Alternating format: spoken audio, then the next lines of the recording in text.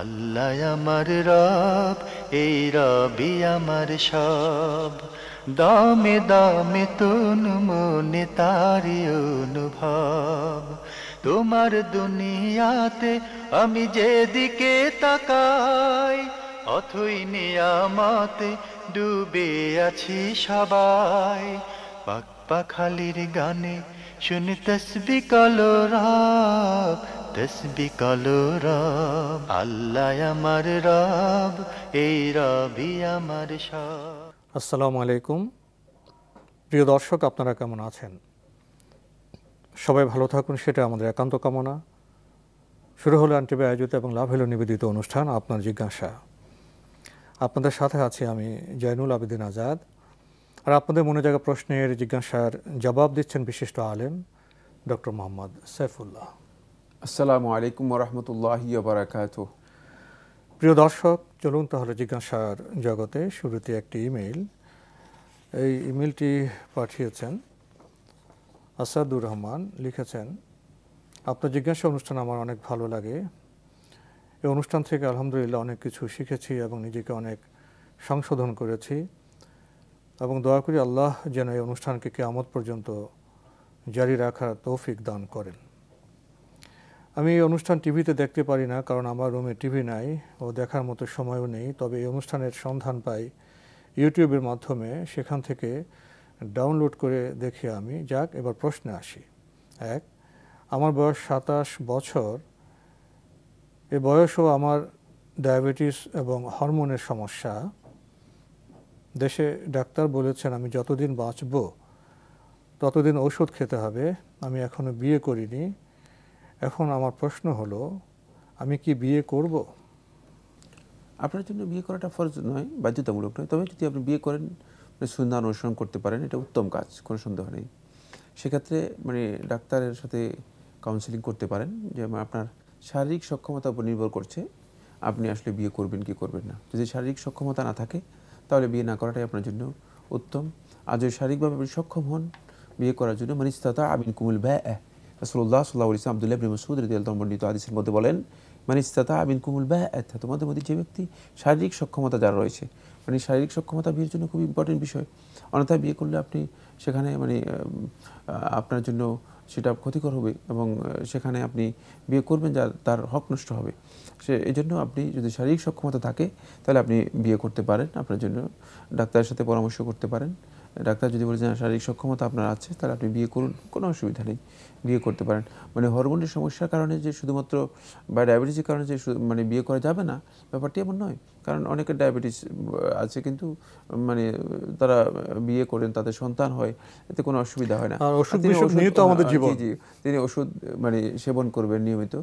তার হরমোনের সমস্যা থাকলে সেই সমস্যাটুকু তিনি ওষুধের মাধ্যমে যদি নিয়ন্ত্রণ করতে পারেন সেটা ভালো। এবং এই পদ্ধতি আবিষ্কৃত হয়েছে, ডাক্তাররা সেগুলো পরামর্শ দেবে। আপনি আরও লিখেছেন, আমি যখন রাতে ঘুমাই স্বপ্নের কারণে আমার ঘুম হয় না, এখন আমি কি করব? চেষ্টা করুন উজু করে ঘুমানোর জন্য, চেষ্টা করুন উজু করে উজুর উপর ঘুমানোর জন্য। তাহলে হয়তো এটা আপনার এই অবস্থা একটু পরিবর্তন হতে পারে বলে আমরা মনে করছি। আর স্বপ্নের বিষয়টি মূলত অনেক সময় মানসিক বিষয় হতে পারে। অনেক বিষয় কল্পনা করার মানসিকভাবে চাপ নিলে মানুষ সেটা আবার ওই যখন ঘুমিয়ে যায় তখন সেগুলো আবার মানুষের চাপ আসে। সেক্ষেত্রে আপনি অনেক বিষয় নিয়ে টেনশান বা চিন্তা করাটাকে পরিহার করার জন্য চেষ্টা করুন। হয়তো অনেক বিষয় আপনার চিন্তা আসছে, আপনি অসুস্থ, এই সেই সবটাই আপনাকে চাপ সৃষ্টি করে এবং সেই মানসিক অবস্থাটা রিফ্লেক্ট হচ্ছে আপনার যখন ঘুমে যান আপনি তখন আত্মিকভাবে আপনার রিফ্লেক্ট হচ্ছে। তো এই পরিবর্তনটা আপনার তখন আসবে যখন এই চিন্তাগুলো মাথা থেকে সরায় নেবেন, সবগুলো দূর করবেন মাথা থেকে। বরং আপনি রাতের শোয়ার সময় রাসূলুল্লাহ সাল্লাল্লাহু আলাইহি ওয়াসাল্লাম হাদিস অনুযায়ী আয়াতুল কুরসি, সূরা বাকারার শেষ 2 আয়াত এবং রাসূলুল্লাহ সাল্লাল্লাহু আলাইহি ওয়াসাল্লাম যে আজকারগুলো করতেন সেই আজকারগুলো করতে করতে ঘুমিয়ে পড়বেন এবং উযু সহ আপনি শুইবেন। তাহলে দেখবেন যে ইনশাআল্লাহ তাআলা আপনার যদি কোনো সমস্যা থাকে সেটা দূর হয়ে যাবে এবং আপনি নিরাপদে ঘুমাতে পারবেন। আমরা জানলাম। প্রিয় দর্শক, এবারের ইমেলটি পাঠিয়েছেন জান্নাতুল ফেরদাউস। লিখেছেন, রোজা রাখা অবস্থায় শরীরের কোনো ক্ষতে মলম লাগালে রোজার কোনো ক্ষতি হয় কি? ধন্যবাদ। সিয়ামরত অবস্থায় যদি শরীরে কোনো ঘা অথবা ক্ষতের মধ্যে মলম লাগানো হয়ে থাকে, এতে সিয়ামের কোনো ক্ষতি হয় কিনা? না, এতে সিয়ামের কোনো ধরনের ক্ষতি হবে না। সিয়ামের কোনো ধরনের ক্ষতি হবে না, আপনি লাগাতে পারেন। আর অসুস্থ ব্যক্তিদের জন্য মূলত মানে চিকিৎসা বা মানে ওষুধ নেওয়া, সেটা যদি মানে সরাসরি খাদ্যের মানে মতো হয়ে শরীরের মধ্যে প্রবেশ না করে, তাহলে সেগুলো নেওয়া সিয়াম ভঙ্গ হয় না, নেওয়া জায়েজ রয়েছে, না জায়েজ নয়। লিখেছেন, আমাদের চারপাশে পোস্টার, পত্রিকা, শপিং ব্যাগ, কার্ড সহ বিভিন্ন জায়গায় বিসমিল্লাহির রহমানির রহিম লেখা থাকতে দেখা যায়। বিভিন্ন দিবসে বরেণ্য ব্যক্তিদের বক্তব্য সম্বলিত ক্রোড়পত্রে পবিত্র বাক্য আরবিতীয় পত্রিকাগুলোতে দেখা যায়।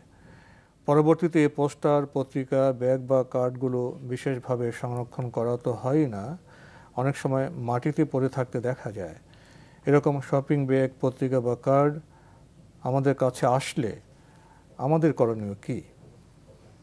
আমরা যদি আমাদের কাছে আসে, তখন আমরা এটাকে মানে কোনোভাবেই অবহেলা করে মানে তুচ্ছ করে ফেলে দিব না, বরং এটা সম্মানিত মানে যে সমস্ত জায়গা আছে মানে সেগুলোতে ফেলতে হবে।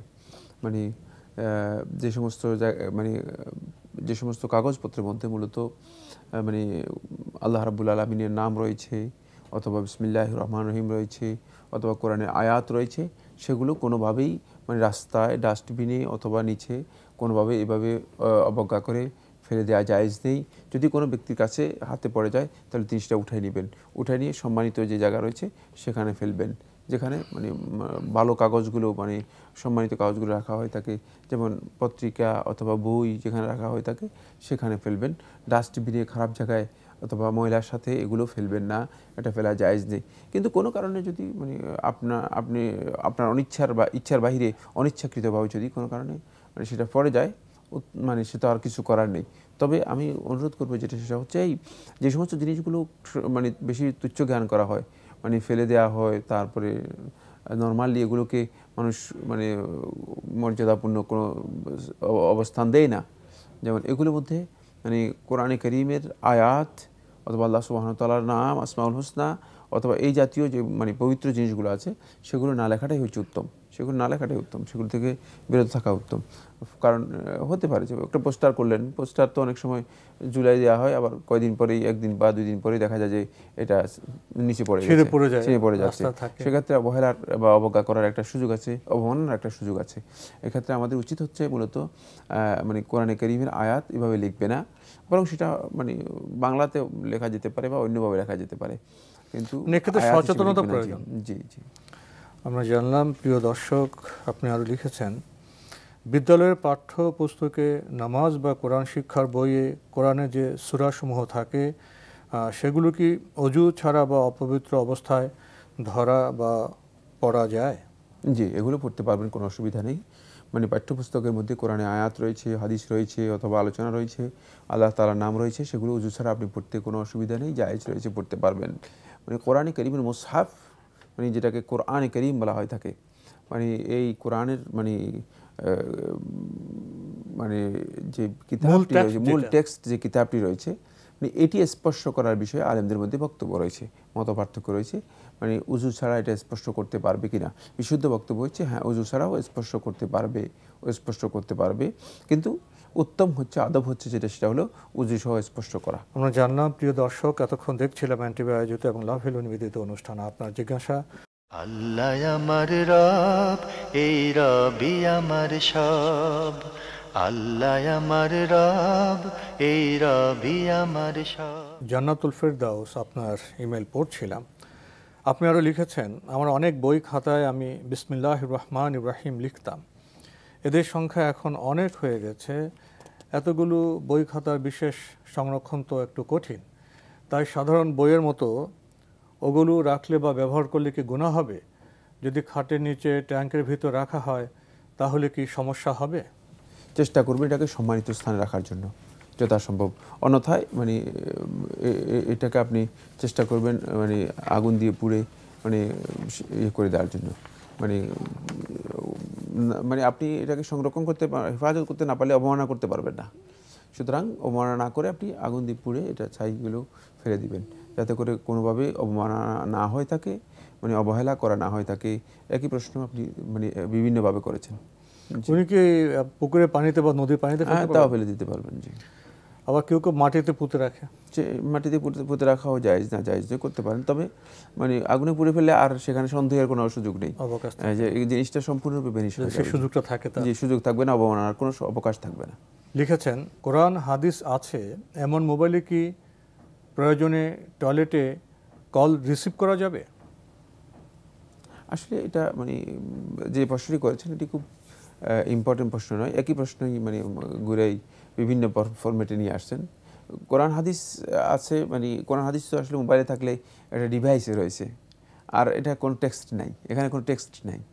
সুতরাং এটা মানে এই মোবাইল এর মধ্যে কিছুই নেই, মোবাইলের মধ্যে কিছু মানে যন্ত্রপাতি রয়েছে, আনলে আসবে, মানে যে আনলে আসবে, যে এটা ওপেন করলে আসবে, অন্যথায় আসবে না। এখানে কোনো টেক্সট নাই, এখানে এগুলো রয়েছে, এগুলো যে আকারে রয়েছে এই আকারটা কোনো টেক্সট না। সুতরাং এটা মানে কেউ বলতে পারবে না যে কোরআন, এটা বলবে যে মোবাইল, এটা দুনিয়ার কেউ বলবে না যেটা কোরআন, অথবা দুনিয়ার কেউ এটা বলবে না যেটা মানে এটা হাদিস, না, এটা হচ্ছে মোবাইল। মোবাইলের মানে মোবাইলে যে সমস্ত পার্টসগুলো রয়েছে সেগুলোই মূলত এর মধ্যে রয়েছে। সুতরাং এটি মানে টয়লেটে কোথাও নিতে পারেন আপনি, কোনো অসুবিধা নেই। এখন আরেকটি মাসালা এর সাথে যোগ করেছেন, সেটা হচ্ছে এখানে মোবাইল রিসিভ করা যাবে কিনা টয়লেটের মধ্যে। টয়লেটের মধ্যে মোবাইল রিসিভ করতে কোনো ধরনের বাধা নেই, কিন্তু এটি মানে রুচিগত দিক থেকে মানে সুন্দর নয়। একজন লোক টয়লেটে গিয়েছে, তিনি টয়লেটে গিয়েও মোবাইল রিসিভ করবেন, মানে তিনি এত বেশি ব্যস্ত হয়ে গেছেন, তার এত বেশি টয়লেটে মোবাইল নিয়ে প্রবেশ করা, এটা কতটা রুচিসম্মত, এটা প্রয়োজনটা না। এত অস্থিরতার কোনো কারণ নেই, দুনিয়াটা এত অস্থির হওয়ার জন্য নয়, বরং আর একটু শান্ত হয়ে আর একটু ধীরস্থিরভাবে নিজের জীবনযাপন করার জন্য চেষ্টা করুন। জীবনকে অস্থির করার কোনো সুযোগ নেই। আপনি একেবারে মোবাইল যেভাবে আপনাকে নাচাবে সেভাবে আপনি নাচবেন, এমনটি না করে নিজেকে শান্ত হয়ে সুন্দরভাবে জীবনযাপন করার জন্য চেষ্টা করুন। মোবাইলের অনুসারী না হয়, মোবাইলের গোলাম না হয়, মোবাইল আপনার ব্যবহারের জন্য আপনি নিয়ে আসুন। আমরা মোবাইল এখন দেখা যায় যে অনেকে মানে মোবাইলের পিছিয়ে দাবিতে হচ্ছে, টেলিফোন আসতেছে টেলিফোন রিসিভ করতেছে, মানে মনে হচ্ছে যেন তিনি নিজেই মোবাইল হয়ে যাচ্ছেন আর কি, নিজে একটা মোবাইল হয়ে যাচ্ছে। না, এই আচরণ মূলত আমাদের জীবনের জন্য অস্থিরতা, আমাদের জীবনের জন্য অস্থিরতা, জীবনকে অস্থির করে তোলা। সুতরাং এই অস্থিরতা থেকে বেরিয়ে আসতে হবে, আমরা ধীরস্থিরভাবে জীবনযাপন করার জন্য চেষ্টা করতে হবে। আপনাকে সহ আমাদের সম্মানিত যারা দর্শক, তাদের কাছে উপলব্ধির জন্য একটি নিবেদন রাখতে চাই। আসুন না মাঝে মাঝে আমরা একটু মোবাইল মুক্ত হয়ে দেখি কেমন লাগে। 10-20 বছর আগেও তো মোবাইল ছিল না। জি। তখন শুধু ল্যান্ডফোন দিয়ে কি আমাদের কাজ চলতো না? হ্যাঁ, প্রযুক্তি এসছে, প্রযুক্তির ব্যবহার প্রগতির পথে নিয়ে যায়, এটা অনেকে এভাবে ভাবেন, হয়তো নিয়ে যায়, কিন্তু দুর্গতি নিয়ে আসে কিনা সেটাও তো ভাবার প্রয়োজন রয়েছে।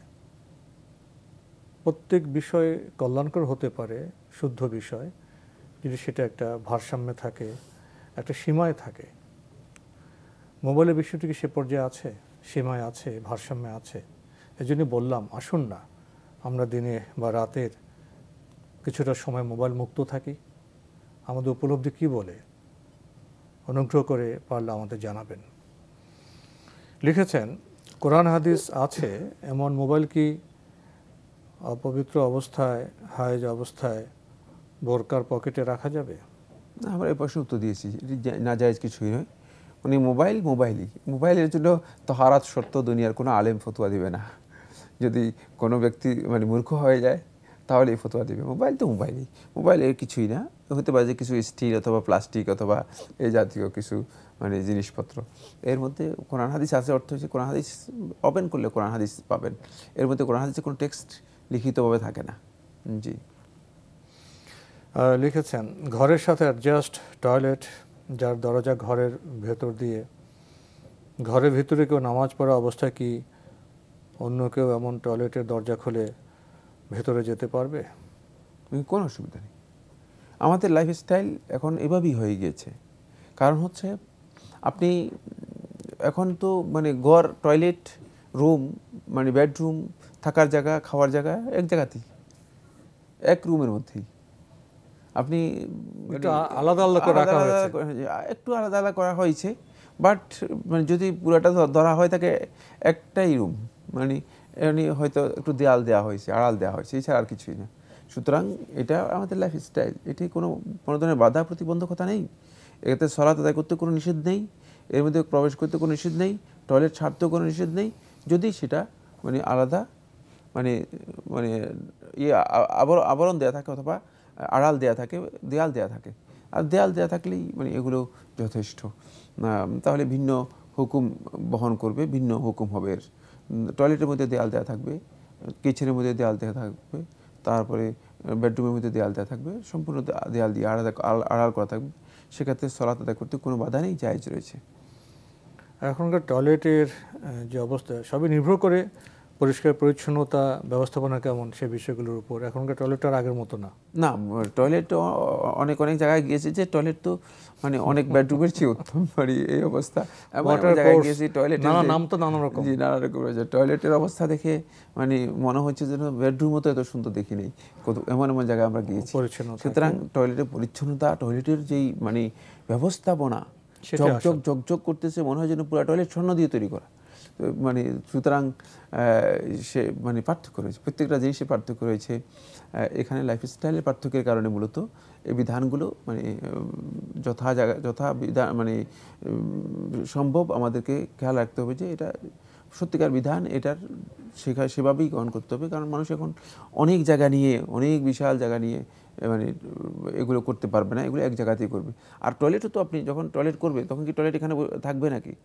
তো মানে পরিচ্ছন্নতা বিষয়, সম্পূর্ণ পরিচ্ছন্ন হয়ে যাচ্ছে, একেবারেই ক্লিন হয়ে যাচ্ছে সম্পূর্ণরূপে। আপনি আরও লিখেছেন 100 টাকার প্রাইজ বন্ডে যেখানে ড্র জিতে লক্ষ টাকা পাওয়া যায়, এমন প্রাইজ বন্ড কি কেনা জায়েজ? না, এটা জুয়া ছাড়া আর কিছুই না। প্রাইজ বন্ডের এই বিষয়টি জুয়া ছাড়া আর কিছুই না, এটি হারাম, জায়েজ নেই। জি, অনেকেই প্রাইজ বন্ডের বিষয়ে কিছু কথা বলেন যে আমি তো আমার টাকা আমার কাছে রয়ে গেছে, আমি যে 100 টাকার প্রাইজ বন্ডটা কিনলাম, জি জি, এই টাকা তো আমার কাছে রয়ে যাচ্ছে, আমার তো কোনো বঞ্চিত হচ্ছি না। আমি হয়তো কেউ কয়েকজন পুরস্কার পেল লটারি করে, জি, যদি এমন হতো যে আমার টাকা তা নিয়ে গেছে, আমার টাকা আমার কাছে নেই, তাহলে না, প্রাইজ বন্ডের এই যে মানে যে টাকাটা মানে নেওয়া হয় থাকে, এটি তো একটা নির্দিষ্ট মেয়াদ তাদের কাছে থাকে না। আমি যে কোনো মুহূর্তে আমি এটা ভাঙাতে পারি, আমি যে ভাঙাতে পারেন, কিন্তু নির্দিষ্ট একটা মানে সময় পর্যন্ত তাদের কাছে থাকে এবং তারা এই টাকাটা ব্যবহার করে থাকে। তারা এই টাকাটা ব্যবহার করে থাকে নির্দিষ্ট একটি সময় পর্যন্ত। মানে এই যে মানে এই সুবিধাটা নেওয়ার কারণে মানে এটা মানে জুয়ার সাথে সম্পৃক্ততা রয়েছে। যদি এটা হতো যে না, তারা এই টাকা ব্যবহার করতে পারবে না, এটি আমানত হিসেবে থাকবে তাদের কাছে, ব্যবহার করতে পারবে না, তাহলে মূলত এটি জুয়া আসতো না। এখানে জুয়া এসে গেছে যেহেতু তারা এই টাকাটা মনে করেন তারা এই টাকাটা সুদি কারবারে মানে 1 মাস বা 2 মাস বা 3 মাস ব্যবহার করলো, 1 বছর পর এটাকে ইয়ে করা হয় থাকে, ড্র করা হয় থাকে, একটা মেয়াদের পরে, হ্যাঁ এই একটা মেয়াদের ড্র করা হয় থাকে এবং সেখান থেকে তারা উপকৃত হয়, ফলে এই কারণেই মূলত যদি এটা আমানত হিসেবে থাকতো, তারা ব্যবহার করবে না, কনফার্ম থাকতো, সেটা শর্তের মধ্যে উল্লেখ থাকতো, তাহলে এটি কিন্তু আপনি যেটা বলছেন সেটাই হতো, জায়েজ হয়ে যেত। জি, আপনি আরও লিখেছেন পিতার সম্পত্তি যদি কন্যা তার স্বামীর অনুমতি ছাড়াই ভাইদের লিখে দেয়, তবে কি পিতার কোনো সমস্যা হবে? স্ত্রী জীবিত থাকা অবস্থায় কি শ্বশুরের সম্পত্তিতে মেয়ের জামাইয়ের অধিকার আছে? 2-3টা মাসালা একসাথে করেছেন। প্রথম মাসালাটি কি হচ্ছে? প্রথম বিষয়টি, পিতার সম্পত্তি যদি কন্যা তার স্বামীর অনুমতি ছাড়াই ভাইদের লিখে দেয়, তবে কি পিতার কোনো সমস্যা হবে? এখন এখানে সম্পদ সম্পর্কে, এখন সম্পত্তি তো পিতা ইন্তেকালের পরে তো বন্টিত হবে, কিভাবে লিখে দিবে? জীবিত অবস্থায় পিতার সম্পদ থাকতে পারে, হ্যাঁ, লিখে দিবে কিভাবে? এটা যদি মেয়েকে দিয়ে দেয়, পিতার তো কিছু টাকা বা কিছু সম্পদ মেয়েকে দিতে পারে জীবিত অবস্থায়। জি জি, এটা উত্তরাধিকার না, এমনি দিলাম, কিছু গিফট দিলাম, কিছু দিলাম, জি, তখন সেটা তো কন্যার হয়ে যাবে। যদি এমন হয় যে পিতা কন্যাকে কিছু সম্পদ দিলেন, কিছু অর্থ দিলেন পিতা জীবিত অবস্থায়, তো কন্যার হয়ে গেল। এখন কন্যা বলছে যে আমি আমার স্বামীর অনুমতি ছাড়া কি আমি ভাইদের সেটা দিতে পারবো? হ্যাঁ, তিনি স্বামীর এর জন্য শর্ত নয় যে তার সম্পদ ব্যবহার করার জন্য স্বামীর অনুমতি শর্ত নয়, তবে উত্তম হচ্ছে স্বামীর অনুমতি নেওয়া। কারণ মানে এটা একটা দাম্পত্য জীবন, পারিবারিক জীবনের একটা বৈশিষ্ট্য, সেটা হলো মানে যখন দুজন মিলে মানে জীবন যাপন করবে, যখন এখানে মানে পরস্পরের প্রতি সহনশীল হওয়া, পরস্পরের প্রতি আস্থাবান হওয়া, মানে যদি মানে এতটুকু না থাকে তাহলে কিন্তু মানে দাম্পত্য জীবন পরবর্তী সময় সেটা দুর্বিষহ হয়ে পড়বে এবং সমস্যা তৈরি হবে, সেখানে আস্থার সংকট আসতে পারে। এই জন্য উত্তম হচ্ছে জিজ্ঞেস করা। তবে তার জন্য জায়েজ আছে, তিনি লিখিত দিতে পারেন অথবা লিখে দিতে পারেন তার ভাইদেরকে। কিন্তু মানে দাম্পত্য জীবনের জন্য এটা খুবই গুরুত্বপূর্ণ বিষয়। সেটা হলো তিনি যা করবেন অন্তপক্ষে স্বামীকে এই বিষয়ে ইনফর্ম করবেন, মানে অনুমতি না নিলেও অন্তপক্ষে ইনফর্ম করবেন যে আমি এই কাজটা করতে যাচ্ছি, ঠিক আছে, সুন্দর সম্পর্ক, যাতে করে সম্পর্কের কোনো ধরনের ঘাটতি না হয় এবং পরস্পরের প্রতি যে আস্থা রয়েছে, ভালোবাসা রয়েছে, সেটি না নষ্ট না হয়। শেষ করতে হবে, প্রশ্নে কিছু বিষয় একটু গোলমেলে যেতে পারছে না, যদি একবারকে বলতেন, স্ত্রী জীবিত থাকা অবস্থায় কি শ্বশুরের সম্পত্তিতে মেয়ের জামাইয়ের অধিকার আছে? না, শ্বশুর সম্পত্তিতে মেয়ে জামাই কোনো সমান্যতম কোনো অধিকার নেই। আসলে তিনি যে সমস্ত মানে বিষয়গুলো উল্লেখ করেছেন এগুলো একটু মানে গোলমাল বাকিয়ে উল্লেখ করেছেন, যাই হোক, কিন্তু না, মেয়ের জামাইয়ের এখানে কোনো অধিকার নেই। স্ত্রী জীবিত থাকা অবস্থায় মানে শ্বশুরের সম্পত্তিতে মানে একটু বিষয়টা অন্যরকম করে তুলে ধরা, মানে শ্বশুর ইন্তেকাল করলে উত্তরাধিকার সম্পত্তি স্ত্রী পান, এখানে অনেক বিষয়, স্ত্রীর সম্পত্তিতে স্ত্রীকার থাকবে, তো স্ত্রী তো ইন্তেকাল করার পরে আবার সে সম্পত্তি ভাগ বাটোয়ারা হবে, তো জীবিত অবস্থা সেটা তো স্ত্রীরই ব্যাপার। না না, যে এই বক্তব্যটা পুরোটাই এলোমেলো রয়েছে, বিধিবিধানের সাথে সাংঘর্ষিক বিষয়গুলো ক্লিয়ার নয় বোধহয়। তো সময়ের কারণে আজকে এই বিষয়ে আমরা আর আলোচনা যেতে পারছি না, এখানে শেষ করতে হচ্ছে। আপনাকে অনেক ধন্যবাদ। আপনাকে অনেক ধন্যবাদ। প্রিয় দর্শক, আমরা এতক্ষণ দেখছিলাম এনটিভি আয়োজিত এবং লাভ হলো নিবেদিত অনুষ্ঠান আপনার জিজ্ঞাসা। আমাদের অনুষ্ঠান আপনারা এনটিভি অনলাইনেও দেখতে পারবেন, ভিজিট করুন www.ntvbd.com। এছাড়া ইউটিউবে এবং আমাদের ভেরিফাইড ফেসবুক পেজে অনুষ্ঠান দেখতে পারবেন। লক্ষ্য করেছেন হয়তো প্রিয় দর্শক, আপনারা শেষের প্রশ্নে সম্পত্তি উত্তরাধিকারের বিষয়ে আমরা ঠিকভাবে জবাব দিতে পারছিলাম না। প্রশ্নটি সেরকম, আমাদের সম্পদ, দান, উত্তরাধিকার আইন এসব বিষয়ে স্বচ্ছ ধারণা নেই, তাই প্রশ্নের মধ্যেই একটা জটিলতা থাকে। এই জটিলতা না ভাঙলে কিভাবে শুদ্ধ উচ্চারণ, শুদ্ধ জবাব দেওয়া যাবে। আজকে এই প্রশ্নটি আপনাদের সামনে রাখলাম। চিঠি লিখুন, প্রশ্ন পাঠান আমাদের ঠিকানায়। পরিচালক আপনার জিজ্ঞাসা, এনটিভি, বিএসসি ভবন, 7ম তলা, 102 কাজী নজরুল ইসলাম এভিনিউ, কারওয়ান বাজার, ঢাকা 1215। আপনারা ইমেলও করতে পারেন। আমাদের ইমেল অ্যাড্রেস আপনার জিজ্ঞাসা @ntvbd.com। প্রিয় দর্শক, মহান আল্লাহ আমাদের সবাইকে নিরাপদে রাখুন, রাখুন শান্তিতে। আসসালামু আলাইকুম। আল্লাহ আমার রব, এই রবি আমার সব, দামে দামে তুন মনে তারি অনুভব। আল্লাহ আমার রব, এই রবি আমার সব।